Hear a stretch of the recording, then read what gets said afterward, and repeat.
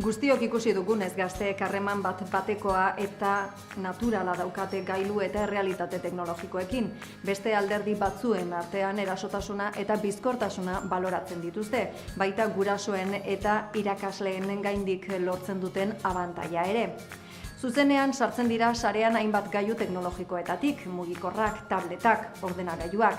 Berehalaxe sartzen dira unean nahi dituzten bitartekoetara.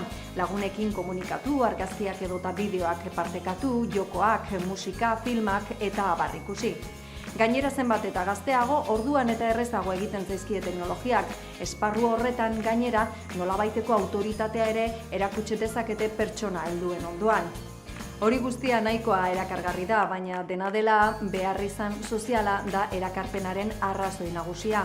Lagunekin harremanetan egoteko beharra daukate eguneko 24 ordutan.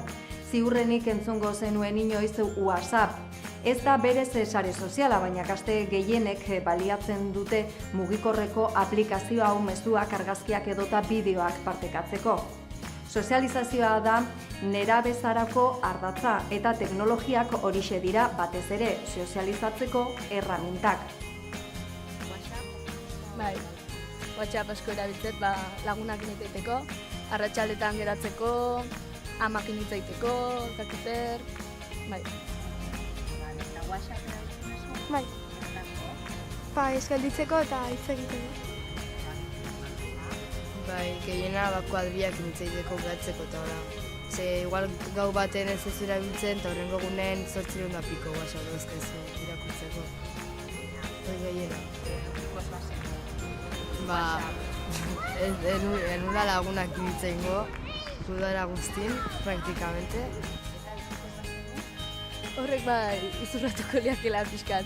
Zer, adibidez lagunak, kuadrian denek erabiltzen du, ikastetxene bai gehienak, eta... Sare sozialak garrantzitsuak dira gure seme-alabentzat, beren bizitzaren erdigunean baitaude. Erraminta horien bidez irudi propio eta pertsonala erakutsi dezakete.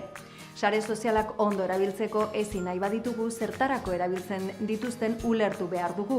Beren motivazioak ulertuta bakarrik lagunduko diegu sareok planteatzen dituzten arriskuak eta aukerak hautematen. Naiz eta arriskuak errazago nabarmentzen ditugun, garbi eduki behar dugu sare sozialak aukera bikainak ere eskaintzen dituztela. Sakatu hurrengoa botoia alderdi horiek zein diren ikusteko.